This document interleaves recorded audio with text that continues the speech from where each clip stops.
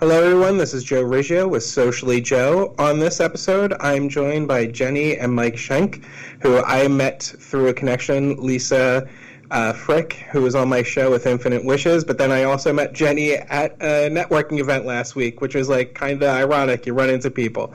So with that, I'm going to turn it over right now to Jenny and Mike. So each one of you take a turn and tell us a little bit about yourself. So go ahead, Jenny, you start us off. Thanks, Jay. Yeah, it was great. It was coincidental that you sat right across from me, too. How coincidental. So my career started in food sales, actually because I married a man, Mike, who brought home the bacon. Ha, ha, ha, literally. He worked for a pork processor in Baltimore, Maryland, and ended up thinking what he was doing was so much fun and so interesting that I decided to get into that industry as well, and this is over 30 years ago. So since that time, I have been a director of sales for a major poultry company. I've had my own food brokerage business, and I've called on major retail accounts such as Publix and major food service accounts such as Disney Aramark. Had a lot of experience in this industry, and because of that, is one of the reasons why we've decided to create Pineapple Kitchen, which we'll get into, I'm sure, a little bit later. But that's kind of the long and short of it. I'm from the Maryland area. I have a great love of seafood, and but we right now currently do not have any products with seafood. But it will be coming in the future. Awesome. So, Mike, tell us a little bit about yourself. Well, I'm the proud husband of a beautiful wife, Jenny, who you just heard from. But also, we're both proud parents of a beautiful daughter who lives, fortunately for us, close by, and has blessed us with 3 wonderful grandchildren. So we're proud grandparents as well, or as they call us, Mimi and Papa. Because if they call me Grandpa, I'm going to look around and say, where's the old man in the room? But anyway, as Jenny alluded to, we've both been in the food business for actually 30 years, not collectively, but each of us. And Jenny likes to say 60 years. I'm thinking, I'm not that old. It can't be 60 years, but 30 years for both of us. I have worked for both small family-owned businesses in the food business as well as large Fortune 500 companies. So I've had a good share of the gamut from small to large, primarily in sales and marketing. I did a lot of marketing for the Fortune 500 companies. And when we decided to do a business like Pineapple Kitchen, our background really lent itself to take a product to market. But that's kind of in a nutshell, food background, and that's why we're here. Nice. That's awesome. So as you kind of heard earlier, me and Jenny kind of sat across from each other at a networking event, which was very intuitive that we met. But I have to ask both of you, and you each could take a turn and answer us if you wish. But how did you come up with the name Pineapple Kitchen? Yes, so Pineapple, we have always kind of lived on the East Coast and in areas where pineapple, like Williamsburg, Virginia, and Charleston, South Carolina, you see a lot of the pineapple, and it's actually a very historic symbol for hospitality. If you were to research that, you would see that people brought the pineapple as a gift to people's homes, and it was treasured because it was from a tropical climate. It was considered a very treasured gift. And when you go to areas, especially up and down the East Coast, you'll see the pineapple out on front of people's stoop, in front of their home or in front of their business. And it's a symbol of welcome. And so being in the business of food, I thought that was the perfect symbol for hospitality. And, of course, being foodies, food sales, kitchen just came right along with it. So Pineapple Kitchen was born in 2019 with the idea that we would come up with products that made people feel hospitable, that they could share at parties and stand around the table and enjoy. And that's where the name sprung from. Nice. Mike, do you want to add to that? Jenny's absolutely right. I mean, the pineapple, I guess pineapple has always been kind of in our existence since we've been married because of where we lived. But knowing that it was a symbol of hospitality. And when we created the concept of having a business, we felt like we wanted something that would encompass this total entertaining, food type of product. We didn't know what we would create, but we knew that it would be food oriented. And having that pineapple is just the symbol of what we were all about was perfect. It was fitting. Nice.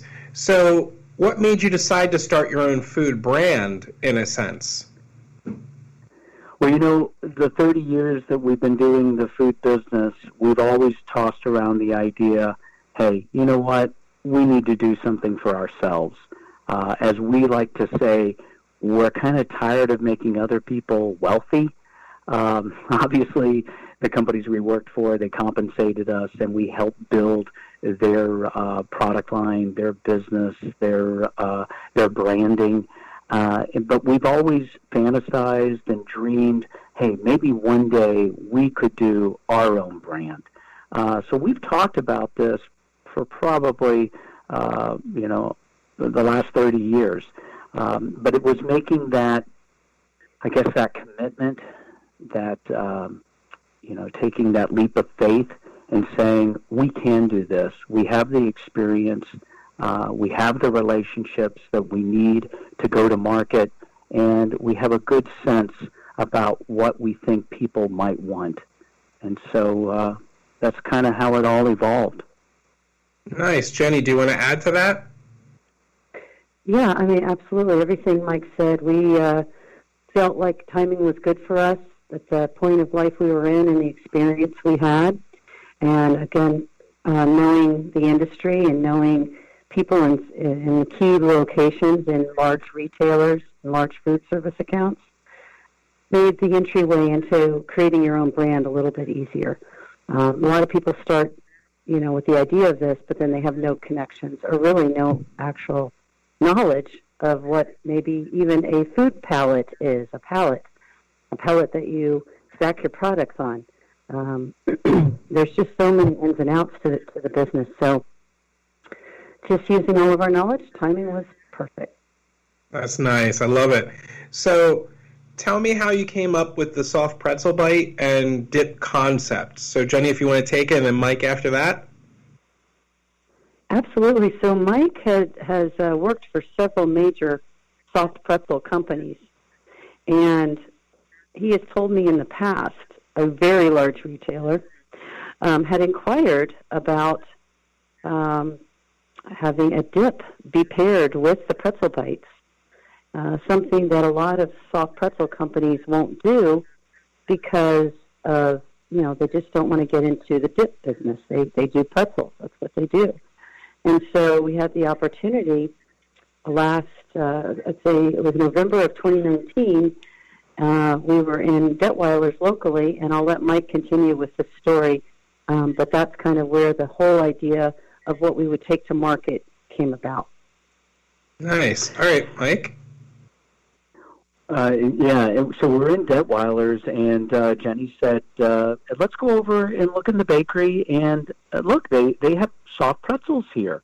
I wonder where they get those from. So we walked over, and the bakery manager came out and said, you know what would really go well with this soft pretzel is a good dip. And we both nodded and said, yes, you're absolutely right. And as we were walking out the store, we both looked at each other and said, are you thinking what I'm thinking? And, of course, the response was, I'm thinking exactly what you're thinking. This is what I've always said. And Jenny said to me, how do we do it? And I said, there's got to be a way. I don't like no for an answer. I like to say, let me see how we can do this. And through a lot of thinking time and a lot of creativity, we were able to come up with a soft pretzel bite kit that comes with the dip. And as Jenny said, outside of the freezer, you will find something like this in the freezer. But in an ambient or refrigerated area, nothing like this has existed.